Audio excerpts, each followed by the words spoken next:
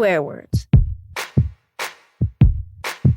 Hello, fellow creatives, and welcome to Talking Shit with Cheyenne. Now, we have been pretty slow in getting this episode out because life happened.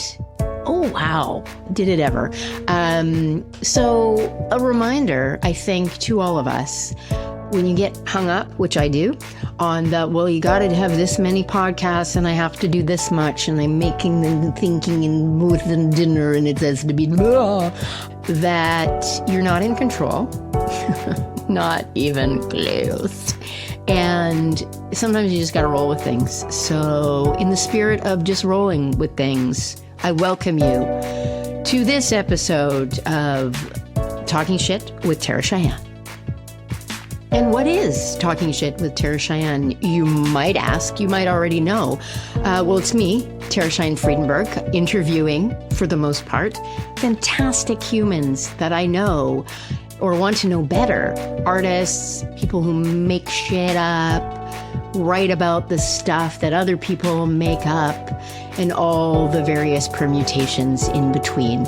I am an artist myself, and we're talking about a lot of art making and art thinky things, but what we talk about, I think, applies to all of us, whether you consider yourself an artist or not. I've said it before, I'll say it again. Life is a creative act. And where are we? Well, I am here on the stolen land of the Musqueam, Tsleil-Waututh, and Squamish nations, here on the west coast of Turtle Island. It is a beautiful place to be.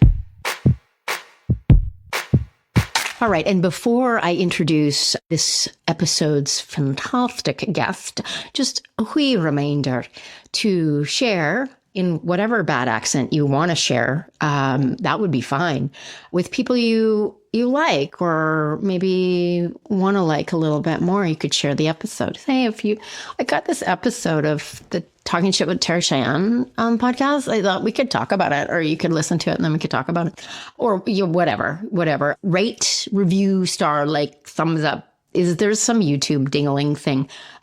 Should I be doing this on YouTube, like video styles?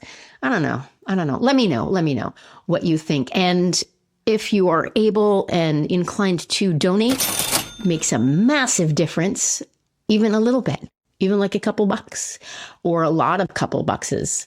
You can go to www.terracheyenne.com, upper right-hand corner, donate, or we will put the link in the show notes. Make it easy. Okay, my guest today is the fabulous Maria Zarrillo. Maria is an arts manager. Maria is an advocate, a stage manager, a producer, a researcher. They are just an incredible human with this beautiful, wonderful, sparkly brain. And we run into each other fairly frequently here on the West Coast, and we always have these fantastic conversations. Maria is one of those people that you can have a conversation with that just goes deep really fast. Like, hey, how's it going? And all of a sudden we're talking about like arts advocacy. We're talking about grad school. We're talking about affect theory. It's just wonderful. So I think you're really going to enjoy this. The wonderful Maria Zarrillo. All right, Maria. Thank you for being on Talking Shit with Cheyenne.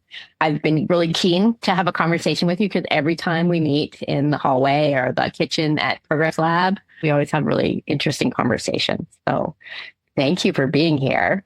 Thank you for having me. So there's so many things I want to ask you, but first let's start out with the origin story of Maria. Oh, God. You know, as much as you want to share. So you're an arts manager, but you just have like so many, you're a writer, you're a horror enthusiast, which is very fascinating. I want to talk about that. In the last few years, completed your MA in Justice Studies, which is super interesting. And you do all kinds of facilitating and holding of art making. When you meet somebody and they say, what do you do? What do you say? Great question. Yeah, I usually say it's complicated. My parents are still trying to figure out what it is that I do. Yeah, I think arts manager is definitely the first one that comes to mind. And yeah, writer, arts manager, person, space facilitator, horror enthusiast, avid reader, art seer. Those are kind of the things that I love.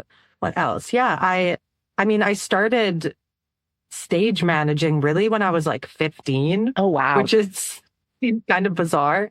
But my older brother was also in theater, and they're 3 years older than me. And we've always been best friends. And so I very much was like, I want to do what they do, and I want to hang out with their friends. And so in high school, I acted in one play and I hated it. Okay.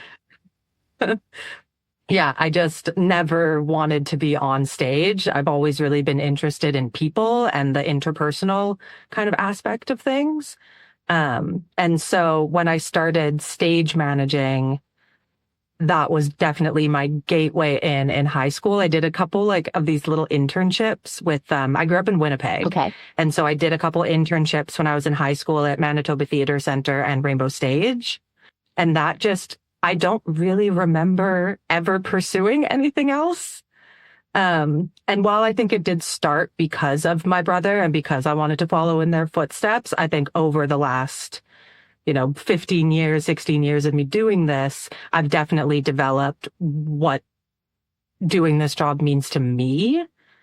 And I think a big part of it is people, is interpersonal relationships,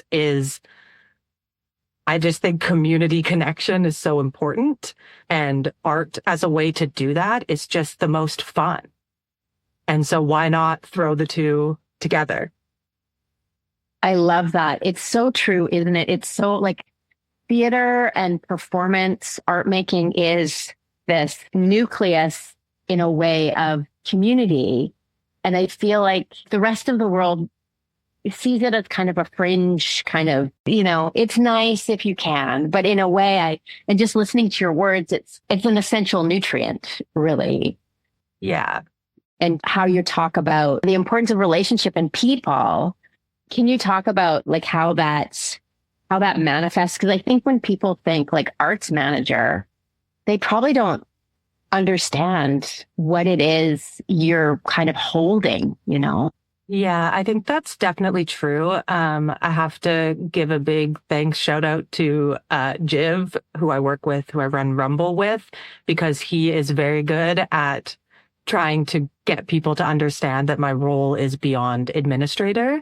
And not that there's anything wrong with being an administrator at all, but I can be a nerd for budgets. I can be a nerd for spreadsheets. I love all of those things. But really what I feel like, at least in my role at Rumble, what Jiv and I are doing is trying to just create spaces for people, and people that can come together, have different opinions, learn different things, engage in a way that feels more, what's the word I'm looking for? That isn't just everybody agreeing or everybody being mad at each other for disagreeing, trying to find places where we can build that nuance in. And that feels really exciting to me. And we try and do that in the programming that we do, in the community events that we do. And it's funny because one of the things, I was in a leadership session earlier this week, and we were talking about how to get people interested in financial management for the arts. It's such an important part, the financial aspect of art is so important, and people just aren't interested in it. And my first reaction was, we throw a party with food. Yeah. And that is how we get people interested in it. And I feel like that's what's most exciting to me. And just that you can only learn so much in your own echo chamber and by yourself. And even at the end of that session I was in earlier this week, it was oh yeah, we have to do this exercise where we drew our neighborhood.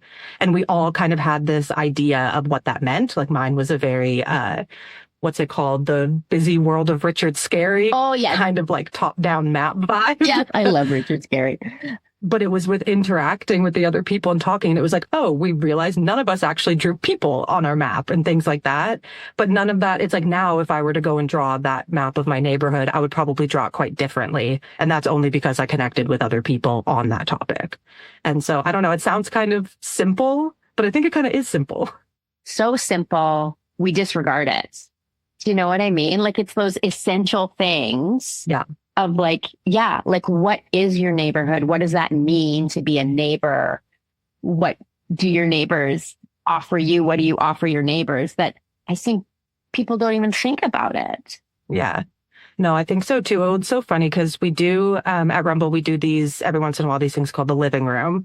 And what they are essentially just little group casual meetups where we can talk about projects. And we did one last fall. And one of the things that we just found so interesting about them is that a lot of people are really resistant to showing up and to like leaving their home. And I can be like that sometimes where I'm like, oh, I just want to be home. And I feel like the pandemic and lockdown really like turned, at least speaking for myself, like people into, or like myself into more of an introvert than I was before. Mm-hmm.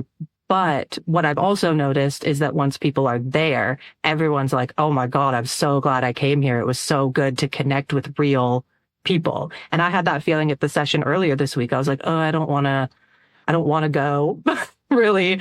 And then when it happened, I was like, oh no, this is interacting with people is the point, in my opinion.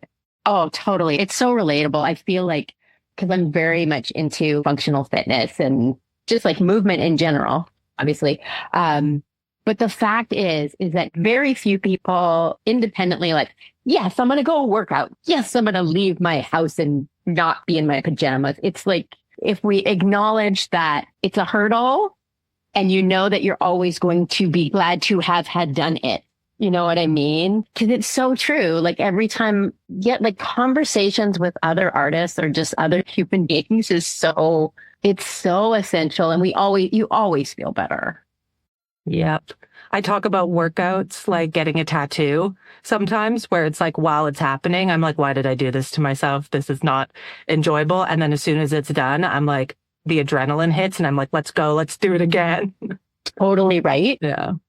Our 14-year-old comes to the gym with us and is usually like, oh, but now he's at the point where I'm like, you will be happy. You will have done it. And he's like, yes, I know. But I feel like art and connecting as humans is equally, if not more important, even than physical exercise. Maybe that's an important thing to acknowledge, that it's like, oh, it's just a little hard. Yeah. And I think it's something that like we can all kind of relate to the fact that it is hard to relate to one another sometimes. Yeah. I just want to loop back to the food piece of the puzzle. I feel like that's like when I do like circle discussions as part of my processes or part of shows and stuff, like we must have snacks. Can you talk about that in your practice? Because it is like a hosting thing. There's some deeper stuff in there that I'm sure you have thoughts about. Yes, definitely. I think it comes from quite a few areas for me. I'm Italian, very Italian. And so food and using food as a way to connect is really, really important. And I know that's true in like a ton of cultures. It's not exclusive to Italian cultures. And I think this is a line I'm stealing from Jiv a bit, but I've brought it into my own practice, especially at Rumble, is that we don't want people to have to choose between food and a ticket to see theater or a ticket to see art.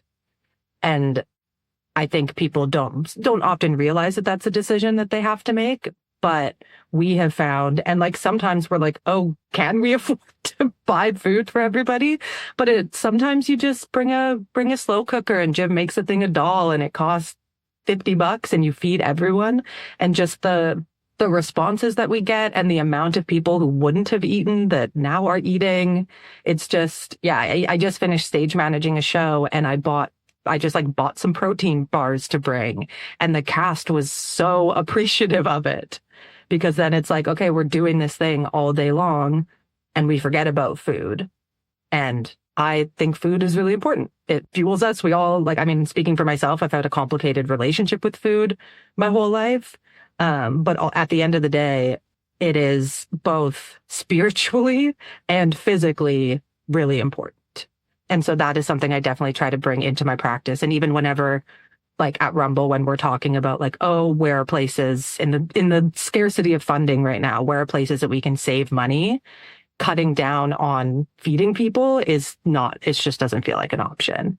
Yeah, it's so important, isn't it? Just that intention to care, that going into, that's having a snack table in a rehearsal room, it gives me so much joy because it's that whoever set it out, whether it was me or the stage manager or the company, it's that like, okay, we care about y'all as human beings. And there's so many things in our world that are so capitalist and you got to produce. And only when you produce will you get something, hopefully. Oh, yeah. I mean, no, I talk about this a lot in my thesis, actually, specifically about this idea of achieving and this idea of process over product. And definitely in my practice, process is much more important than product. I think that's true at Rumble, but I think just on like a personal level as a arts practitioner, yeah, if people aren't having a good time, if people are having like pretty intense breakdowns with no support, then I think something needs to be looked at. I have a lot I want to say on my thesis, so I'm not even sure where to start. I know I'm really excited to talk about your thesis. The list of influences of writers that you have in your bio, I have Disidentifications by Muñoz in my bookshelf right here looking at it. So I totally want to get into that. The idea of care first about process that you just mentioned, that I often tell any artist I know, but if I'm mentoring or younger artists, is like, if you love the process, if you love being in the studio, because that's what we do, that's the most we do, the most time we spend is in process, however you want to say it. And the product, it really is a little tiny bit of what we do. And it gets all the attention often, and it is so influenced by what the process has been and whether it's been healthy. I agree wholeheartedly with that. Because yeah, the product is the part that's often like on stage and in front of everybody. And so it feels like it has more weight. But like even speaking from the process I just came out of, the product and performing that product is so much more stressful when the process along the way hasn't prepared you for it. And like, I'm not saying that, you know, disregard the product completely. Obviously, we all want to make good art that's impactful, that people enjoy seeing. I'm not saying do away with all of that. But ultimately, if you're like kind of killing yourself to make it in a way that is detrimental to you, then I'm a little bit like, what's the point? Totally. And yeah. And then you see so much burnout, and then you see all these brilliant artists walking away because they have been eaten alive by the whole thing. Hey? Yeah. Yeah. And like, I've been there. I quit a job on the spot several years ago because I was completely burnt out and I didn't do any theater stuff for a month after that. And eventually I needed to make money again. And I don't really know anybody who hasn't experienced something like that or something similar in the arts, which was kind of part of the impetus for my thesis. And I think coming back to José Esteban Muñoz, if I may chat about him for a little bit. Oh, yes. The main book that I reference in my thesis is Cruising Utopia. And because my thesis created a definition of queer utopian theory to apply to the inequities in the theater sector, specifically in Canada. But he has a chapter in his book that's called Stages, Queers, Punks, and the Utopian Performative. And in this chapter, he kind of talks about how capitalism is presented as like the natural order, kind of as like an inevitability, whereas utopian performativity suggests like another modality of doing things, one that is in process and unfinished. And so while capitalism and this product that we're talking about feels so like finite and definitive, utopia kind of brings this like hope and possibility. And I really love that. And one other thing he says in this chapter is he talks about queer failure and failure in general, which came up a lot in my thesis, especially in a kind of post-pandemic world where a lot of theater organizations were being kind of called out for their like BS.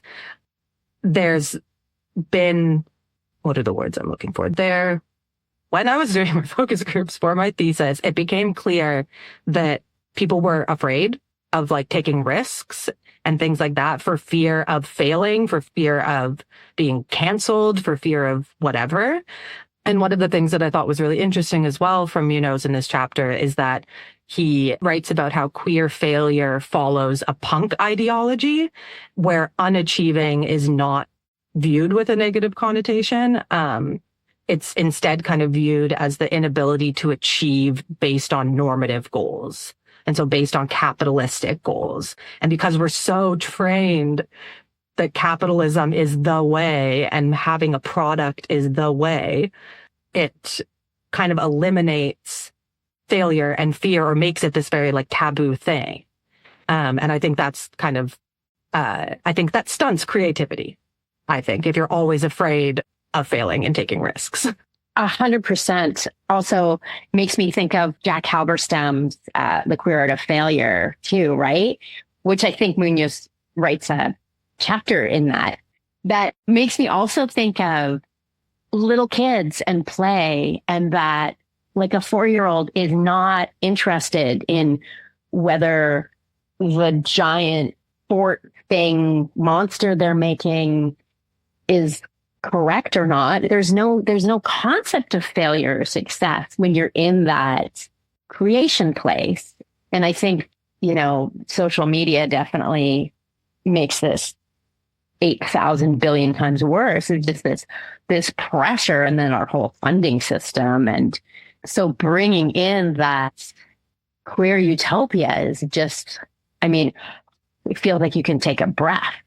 Well, that's the main thing with queer utopian theory, is that you can't ever achieve it, which to some people I think is a scary prospect, that there is no, if I do X, Y, Z, then I'm good and I'm done and I'm a good person or I'm a good whatever. But the reality is that like sociopolitically, the world is always changing and there's always going to be a fight for something. We're all people with differing opinions. We're going to relate to each other. That gets sticky. There's always going to be conflict. And I think it's just about how we navigate that. And I think this mentality of, I'm going to create a policy that says we don't do these things and then I'm good, isn't it. And in my thesis, it ends with chapter 6 is a document that's meant to be a resource for arts organizations. And the whole kind of point of it is this isn't a step-by-step guide. This is like a cyclical, ongoing process. And as soon as you can kind of get comfortable with the idea that it won't ever be done, there'll always be, some things will shift and grow and evolve. And I think some people can find that idea of there not being a finite place to land scary. But for me, it just feels more full of hope and possibility and flexibility than anything else. Yeah. And just like ongoing kind of growth. It's like everything is a living document. Everything is process, right? Yeah. It's like the capitalist colonial idea of things being sorted into the boxes, into this is right, this is wrong. And so I think a lot of us, probably most of us, you come into the world and you're socialized to figure your shit out. And then good, you're done. You got this degree. You write the policy book, done. And actually being alive in the world, there's no definitive. You're not going to get it right. It's all going to be processed. You're always going to have questions. And I think that's really frightening and so exciting. Yeah, I agree. Maybe there's folks listening who are thinking like, well, I'm not identify as queer. How does this relate to my practice or my experience with art making or theater or life? Totally. It's interesting because I wrote my thesis on queer utopia because I am queer. And so it is what spoke to me. And I think in my thesis, I do reference a lot of applications that are far outside of queer theory, like applying queer utopia to criminology, applying queer utopia to the educational system. And it's not about being queer. It's not about who you're dating, who you're whatever. Right. That's not really a part of it. It's the values that people who have experienced queerness have. Mm-hmm. I'm speaking quite broadly and generally, but it's what has been built out of the resiliency that queer people forever have had to face. And so I think those values are applicable whether you're queer or not. Yeah. And there's also a lot of other critical theories that are similar to queer utopia. There's Black futurism, which I talk about a little bit in my thesis. Like, if queer utopia doesn't necessarily resonate with you because you don't feel connected to the queerness, there are other ends to these types of values. It's not queer utopia is the one way. And so I think, yeah, it's more about looking at it holistically and finding what resonates for you. Because one of the things that came up a lot in my focus groups, because I had a variety of people that were from smaller organizations, from bigger regional theaters. And one of the things that kept coming up was how hard it is to implement this at like a regional theater level where you have 30 staff compared to a company like Rumble, where we have 5, maybe 6 on a good funding year, you know? And I think that's true. But I also don't think that's an excuse to not do any of it. And so it's not meant to be a like, you must follow these steps, you must become queer to do it. It's just about implementing what you can, where you can, and giving yourself that grace, allowing yourself to fail. And I almost think of it as, I always hear this, I think this was probably on TikTok or a meme or something that I saw, but it was someone saying, like, you know, if you're somebody who always says, oh, I would go vegan, but I couldn't give up bacon, then go vegan except for bacon. Yeah. And that's kind of how I think of this, is like, it's like, oh, I can't implement these things because it doesn't work with our structure. Then which ones can you implement and do those? It's okay for it to be incremental. It's okay for it to be incomplete. It's just when we think about it in that like all or nothing kind of way, that's when, yeah, it becomes harder to do the thing, when you're like, oh, well, I can't implement all of it, so I'll do none of it. That's such a gold point, isn't it? It makes me think too of folks that, and I may have heard people are like, oh, well, I'm not queer, or I don't identify as female. I don't identify so that's not for me. Instead of like, actually, we have all these places of overlap, and where can you find the overlap? And it's just that like, we have so many gifts to teach each other, lessons and gifts to share, that it behooves us all to open our consciousness to be like, oh, okay, what is that? Where does that resonate with me? Because it's somewhere it will, because we're all humans. Yeah. And, you know, I think about Muñoz and Halberstam and so many of the amazing writers that I read when I was doing my MFA too. And there's just like relationship with failure and relationship with the messy, the unfinished, the ignored, the feelings that I think we all can relate to in some way. And the more we can listen, the more we can understand how, oh, actually, this does apply to my life, my practice, my organization, however big or small.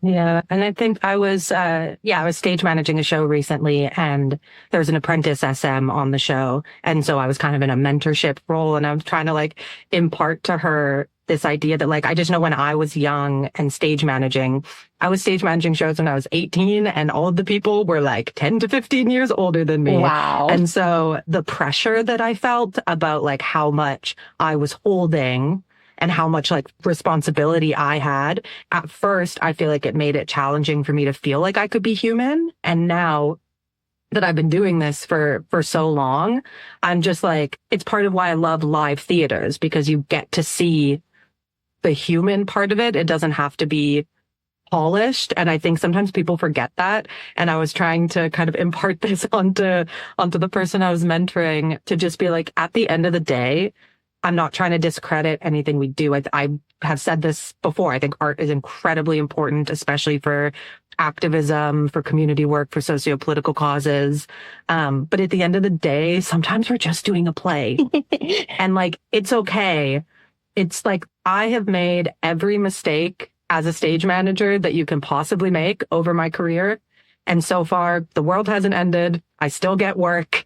It's all good. And now I feel like, yeah, there's just like a calmness that has come with that for me. And it did, yeah, it took a long time. But I'm like, if I can impart that like earlier in somebody's process, then I will, because I don't think any one person should be held to that sort of standard. And I think sometimes in theater, because of how personal it is for people and how emotional it gets, we can forget that failure is a part of it. Like, we had a show a couple weeks ago and I jumped a cue and it messed up the things that followed, and it was very apparent on stage. And in my head, I was just like, that's live theater, baby. Like, that's my new mantra. Oh, it's so true. And it's such a magic and important part of live theater that I think those of us in the milieu, in the biz, we forget because there's all the pressures. But that's the magic, I think, is that we're all in this space together. What is happening on stage and in the audience and in the booth is like, it is hard and we don't know what's going to happen.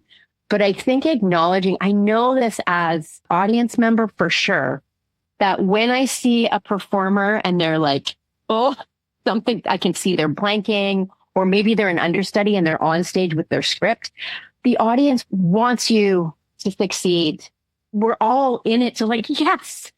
And sharing our fragility, which is theater, right? Like, so the jumped cue, oh my God, this is real. It's aliveness, right? Yeah. Which we don't get enough of. No, and honestly, sometimes it's my favorite part. Like, in the show I just did, we had one show where it was all the things that kind of could go wrong, went wrong. And during one of the transitions, an actor's pants got caught on a drawer in one of the, we had these rolling islands, and got caught, tore the whole drawer out. It broke into its 5 pieces. And I wasn't on headset we didn't have headsets at the venue, so I couldn't communicate with the SMs backstage.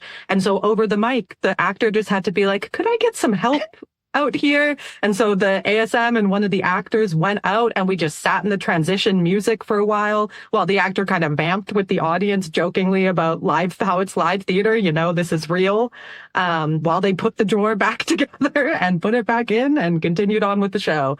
And I feel like people, I know I will tell that story for a while. And if I saw that, I would be like, this really funny thing happened at this live theater show. And that is why I prefer working in live arts to anything else. I think, as we all did in the pandemic, I dabbled in other forms. And I just think for me, that liveness of it, that it's not going to be the same thing twice. It's iterative, all of those things. I find just so much magic in there.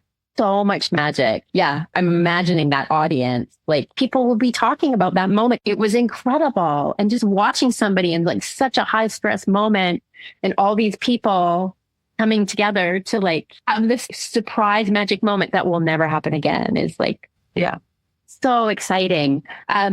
Okay. When you think about justice, and I want to read your thesis, work you did, are there examples that you can think about? Maybe they're imagined, or maybe you've experienced them in theater making with organizations that were like, yes, that is the work I'm talking about.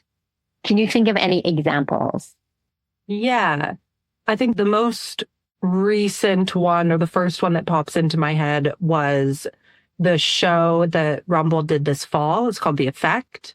It is a show that has a lot of sensitive content. It draws on really real experiences that people on the team all deal with, mental health things. And we had this I'm not going to go into detail for the person's privacy, but we had an experience on the show where one of the performers had something happen in their personal life that very, very closely mirrored what was happening to their character. And this was the first time that I'd done a production with Rumble. We talked about, we're going to have all these things in place. We want to make sure that we're responsive to needs, this and that. And then the moment came for it to happen. And the feedback that we got was that coming to the rehearsal, working through this personal, emotional thing, coming to rehearsal felt like a big warm hug. Oh, wow. Was the feedback that we got. And that was a moment where I was like, oh yeah, this is so more than worth it. And I think to give some more specific examples, the things that we had in place were literally just I feel like regular human responses like, oh, you've had a horrible thing happen. Go and take some time. You don't need to be here. But if you want to be here, we can also not address these certain parts of the show that are really close to this until later, or, giving the opportunity for the person to actually experience what was happening to them and process it in a way that worked for them, instead of like saying, well, we've got this schedule, so you've got to fit into XYZ, which is they expressed to us that is an experience they'd had in the past with other organizations, where it's like, okay, like you had a thing happen, you get your one bereavement afternoon, and then you're back doing this musical on stage. Like that just feels so bizarre to me. And so that was an experience where it was like, oh yeah, the thing that we're doing, even like to have that one person on a personal level tell us that the process that we had created helped them through what was happening, was just like, nothing can compare to that. I'm like, that to me is the point. That's so amazing. Hey, 'cause as you were talking, I'm like thinking about experiences I've had as a performer and other people, where you compartmentalize yourself, you leave it outside the room. We've heard that.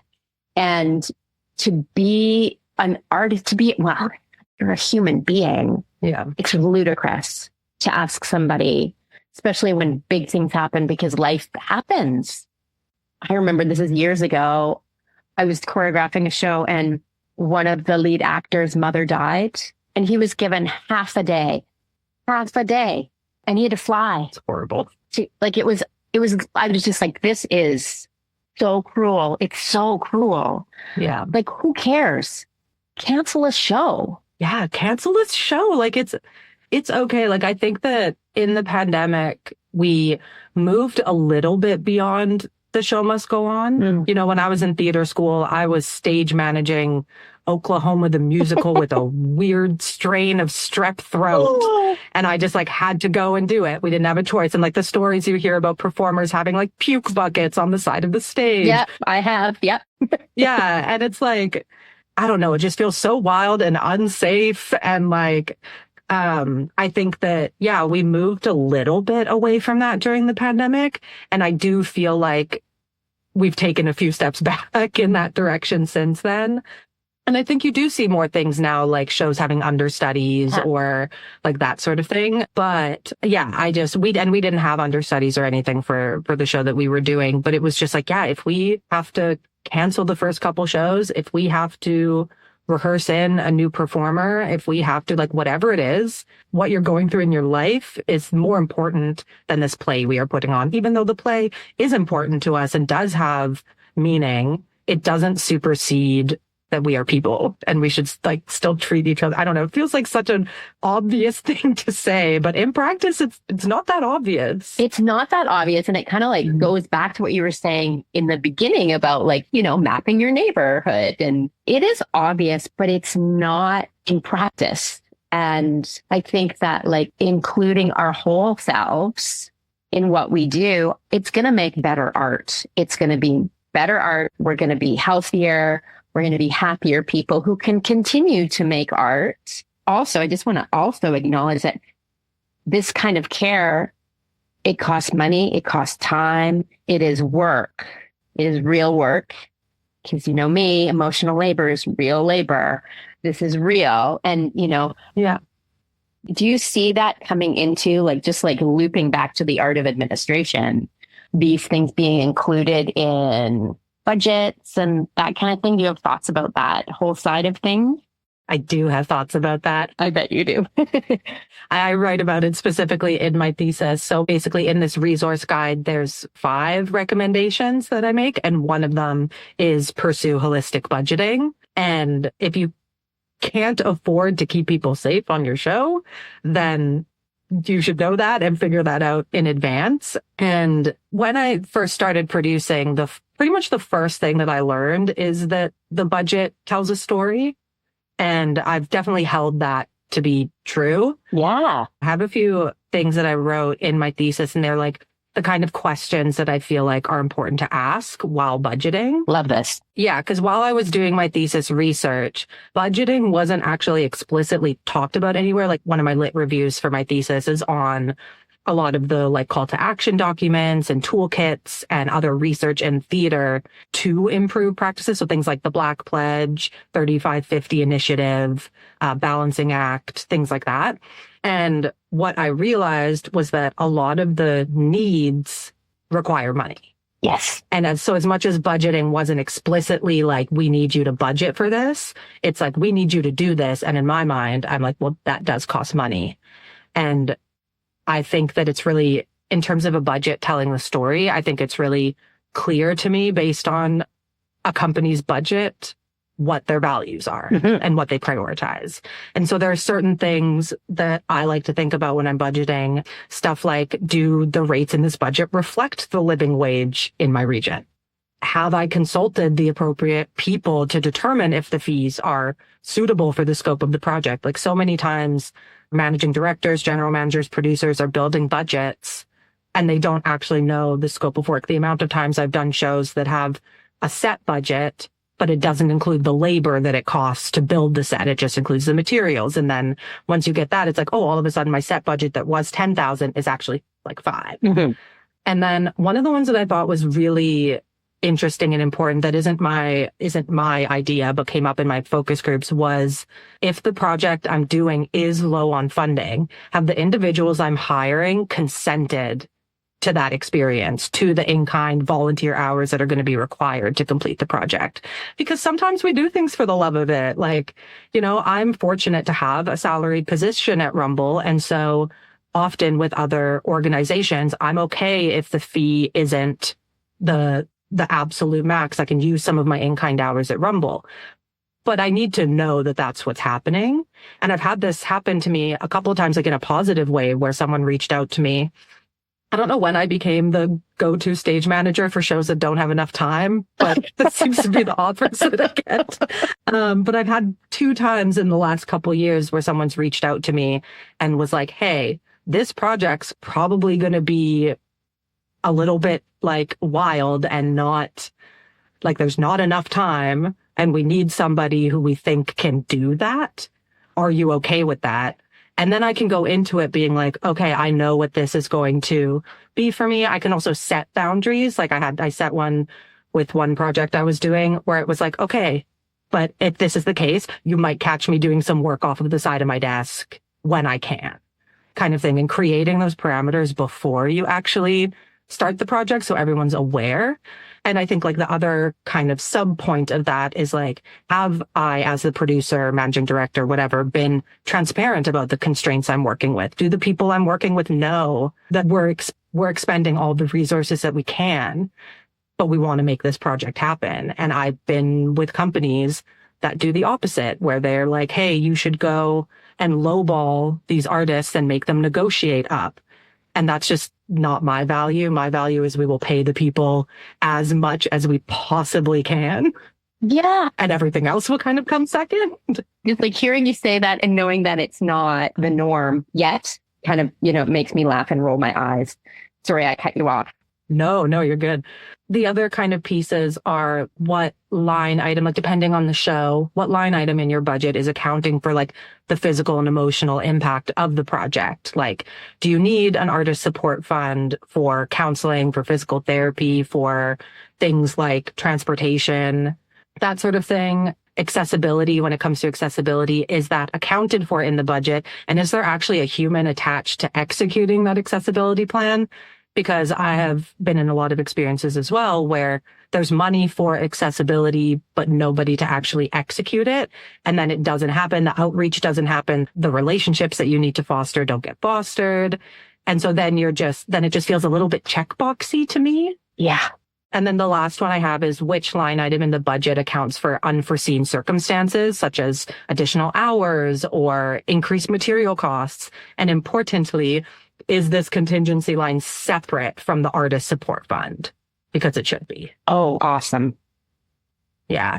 And so, but what I think this does mean is, especially in the funding world we're in now, where organizations don't have a lot of it, don't have a lot of funding, what are you willing to give up to make these things? And I think with Rumble, we know food is important to us. We know like we have to do ticket sales, but accessible ticket sales are important to us.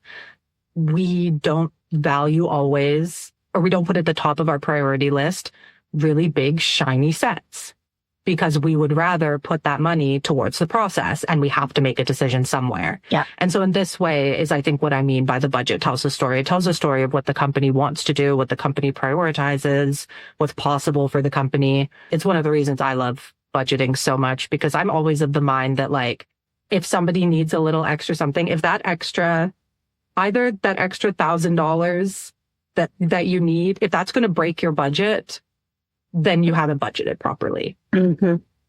My mentality. And so I do think that we need to throw a food party about money and finances, because I think people could maybe have a better understanding of how these things work if they knew the funding side of things. But it's hard to get people interested in the numbers when they're not nerdy spreadsheet goblins like me. I think it's such a good idea. I'm like thinking like, oh, how can we word that? Something that came to mind as you were talking that is so important. And I don't always adhere to this when I'm receiving offers, but I'm starting to, is that, okay, if you make an offer as an organization, we always do this. What is the time constraint? And this is the money. And all those things you talked about, just like lay it all out. So often, I hear about people coming to an artist and it's wishy-washy. The money is not explicit, and it needs to be. It is part of the art making. Yeah. And it is part of caring for one another to be really clear. And like you say, like, yeah, we're all dealing with like not enough funding. So how can you be transparent about like asking for, do you have any in-kind capacity? And knowing that somebody could come back and go, I sure don't. Cool. Okay. Yeah. Yeah. I would much rather. And like, yeah, I've done multiple projects where I gave my consent to a ridiculous schedule where I would be doing things that are not the job of the stage manager. And honestly, I learned a lot and had a lot of fun doing it. So the fact that I knew in advance and could prepare for it just made it possible. It's when they surprise you with it. We don't need those surprises.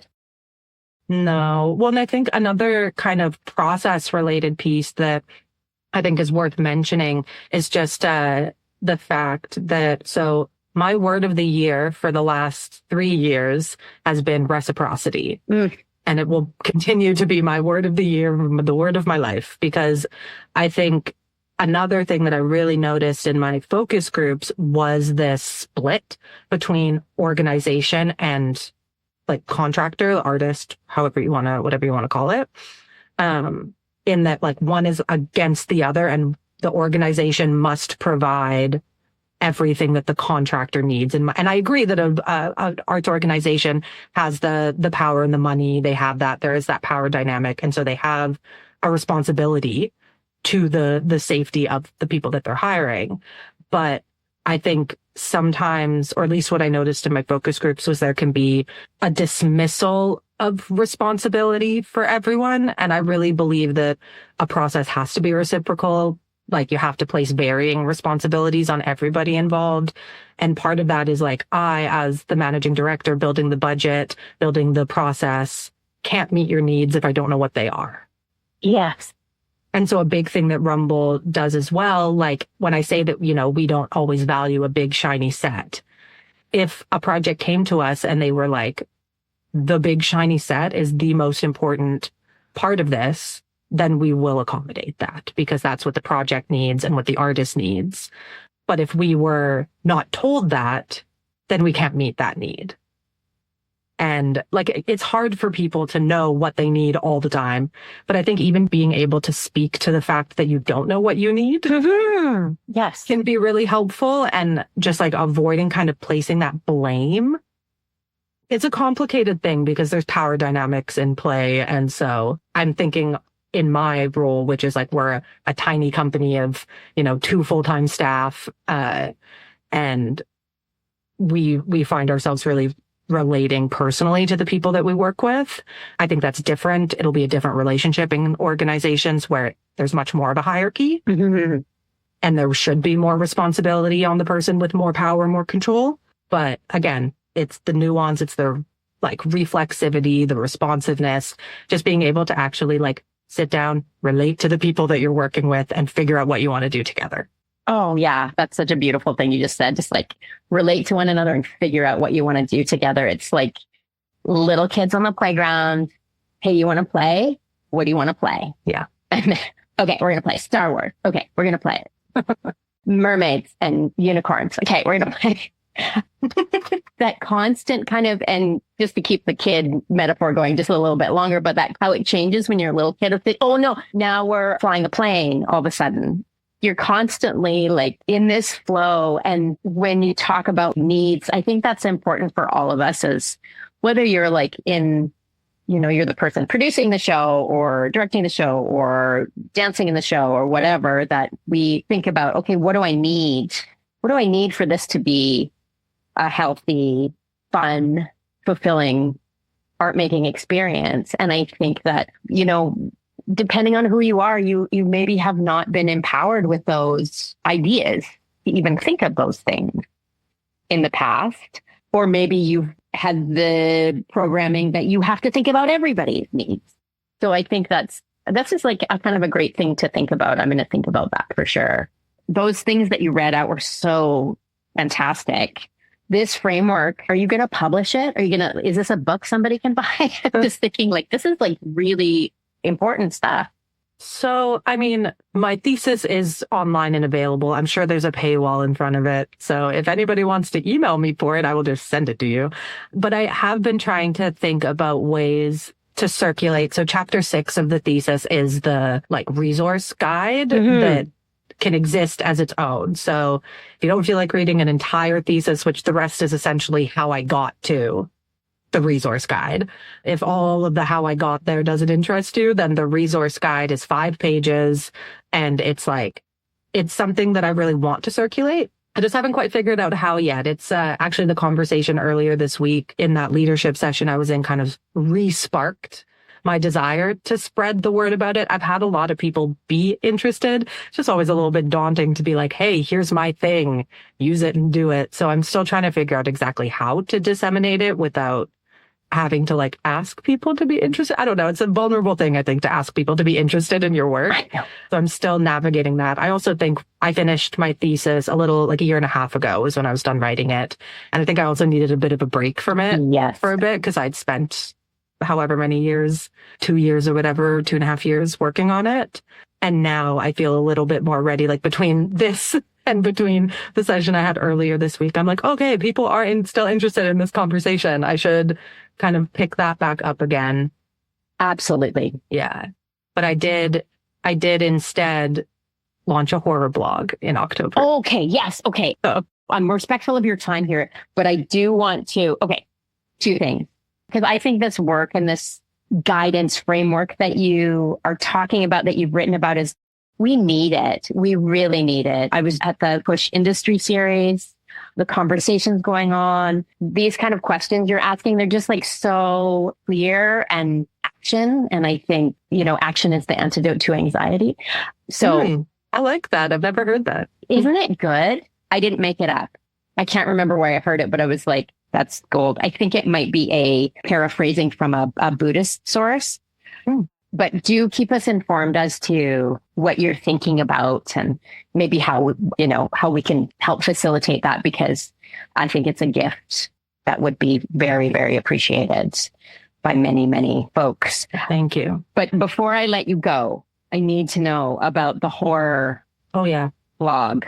Yes. So this started for multiple reasons, but to create a segue, part of it was coming back to the conversation about process over product.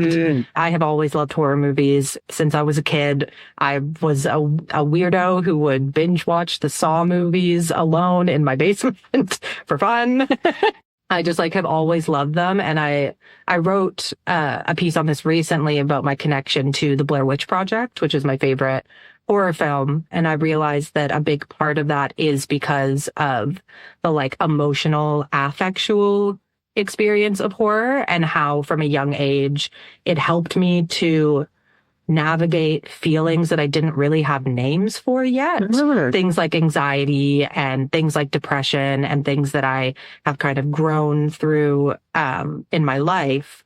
Horror has always been a way to like experience those emotions in a contained environment and to like kind of assess them. And one of my favorite things is when horror is used to create the feeling of what somebody has gone through instead of explaining. So an example of this would be there's a movie that I love called His House that came out in 2020. It is about refugees from South Sudan. It's this couple, and they come over to the UK, to London, and are kind of in the refugee system in London. And it's basically an allegory on that system. And they use horror to make you feel what these people have felt and experienced instead of explaining to you what like a documentary would. And I've always found that much more impactful for me than just like intellectualizing it. And so all of that led to, I want to write a horror blog. Okay. It's a blog about horror. I don't write fiction on it really. It's mostly nonfiction or creative nonfiction. And part of it too was while I was building it, I kind of fell into this trap of like, what does my audience want? Oh, yeah. And then it came back to this, coming back to our conversation earlier, it became this thing of, oh, now all of a sudden I'm creating a product that I'm trying to sell. And so my goal with this project really was to not do that, to not be like, oh, I have to write on a strict schedule. I have to, whatever. It's my blog. I put 4 things out in October. Haven't put anything out since. I'm going to have one coming out probably next week. And it's just fun. Oh, just fun. I love that. And it's so nice. It's like whenever I feel like it, whenever I have an idea or something I feel passionate about, I have a place to put it. Yeah. But it's funny how hard it is to not commodify. Oh, I know. Everything is telling us to do that. Yeah. If I just work a little harder and I have the schedule of how I love that value of like, do it for you for fun and the right people will find it. Yeah. We will for sure link to it here. You made me think about horror in a completely different way when you were just talking just now, in the way that I think about dance or visual art or music, is that it's like accessing something else that is not intellectual, that is about the body, about affect, about the layers of experience. Oh, you just like kind of blew my mind a bit because I'm a big sissy. I'm like super big sissy. Yeah, like how can we transmit experience in all these different ways? And that horror is an art form that does that. I love that. Yeah. And I think we're seeing it, at least in the film sector, we're seeing horror used outside of horror film context as well, which I think is really interesting. Like we're seeing horror images in films that are more dramas, or even something like Sinners, which is technically a horror film, but actually the way that it genre switches throughout it, it's using elements of horror to create a like affectual experience. And I think I'm really interested in affect theory. Me too. Super into it. I'm sure you know what it is, but just in case people aren't, it's that whole like the things that you feel before your brain gets involved, before the intellectual part comes in. Like, and it's interesting. It's so closely linked to horror because it's literally things like the hair standing up on the back of your neck, your stomach dropping, clenching. Like I talk about it in my piece on the Blair Witch Project, where it's like clutching your pillow in your hands and not realizing it. This podcast until is your knuckles effing are good. white or whatever. Yes. Like, and that to me is, as somebody who gets up in my head about things really easily and can sometimes struggle to connect into my body, horror is a really great way for me to like connect down. And I do think things like dance and working out, like those things all do that for me too. But horror is just one of the loves of my life. Oh, that's so awesome. Yeah, I too, affect theory is like so interesting. I wrote a bunch about it in my thesis about creating from that place, like, and how the affect of comedy, you can feel something funny before you know why. Maybe you never know why. Yeah. Like what you're saying, like whatever that horror, that fear, again, it's about aliveness, right? Like feeling that aliveness. This has been so fun. Is there anything, we'll probably have to do a part 2, that you wanted to talk about today that we didn't get to that you want to mention? I wrote like 3 notes and I think I covered all of them. So I'm, grateful to get to talk about horror a little bit. I'm always down and definitely down for a part 2. This has been really, really fun. Oh, I love it. I'm so glad. My last question is there something that you're doing in your life these days that is making you feel or helping you stay creative, feel creative? And it can be like anything. Like, I made this soup that I really like. I'm watching this reality show that's great. There's this coffee shop, anything in your life that is just nurturing that part of yourself. Yes. So in January, I started with my group of friends, hosting what I've been calling after work hours. Ooh. I try and do it like every 2 weeks, sometimes every 3, where it's literally just, I go usually to Mum's the Word on the drive, but to a coffee shop, and I write. It's time to work on creative projects that are the things that would fall through the cracks if I didn't have this carved out time for it. And the idea is that anyone can come join. I love body doubling. It's the ADHD in me loves when people are working around me. It just like fuels me. And so, I've been hosting these after work hours where we all just come together and we do our individual creative projects. Sometimes we're in silence doing the thing the whole time. Sometimes we end up chatting for half of it. It's just kind of whatever feels good on that day. But it's like, you can write, you can read, you can make the appointments you haven't made. You can answer the texts that you've been ignoring all week. You can do whatever. And it's been really, really fruitful. It's been really great. It's been different people every time. So you get to connect with different people. And that doing that work with my community is definitely sparking my creativity so much more.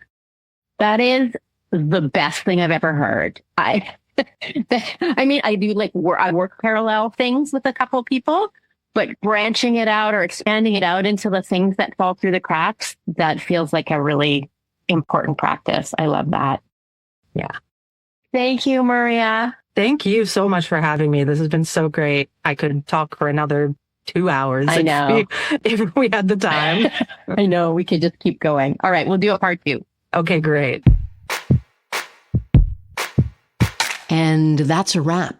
Thank you so much, Maria, for taking the time to have this great conversation with me. What a pleasure. I'm really rethinking how I think about horror now. Wow, blowing my mind a little bit. Still pretty chicken, so I don't know how I'll do, but I'm certainly going to think about it differently. And thank you so much for listening and sharing this podcast with people you like or want to like a little bit more. And thank you so much to the wonderful Mark Stewart, who is the editor, producer, original music maker of Talking Shit with Tara Cheyenne, which is a project of Tara Cheyenne Performance. You can get in touch with us on Instagram, Tara Cheyenne TCP, Facebook, Tara Cheyenne Performance, email, please, email, embrace the email, info@taracheyenne.com. Be in touch with us. We have a great newsletter. If you want to know about workshops, etc., those are places you can contact us. And I will leave you with a quotation from psychologist Abraham Maslow. Quote, "The most mature human beings are also childlike.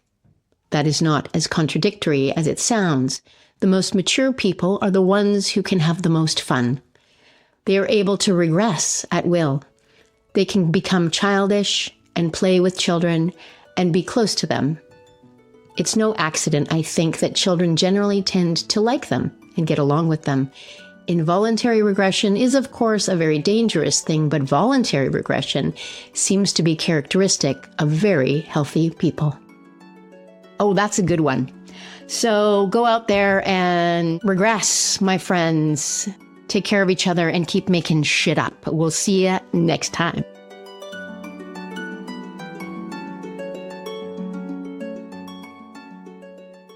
This podcast is effing good. An actor's pants got caught. That's live theater, baby.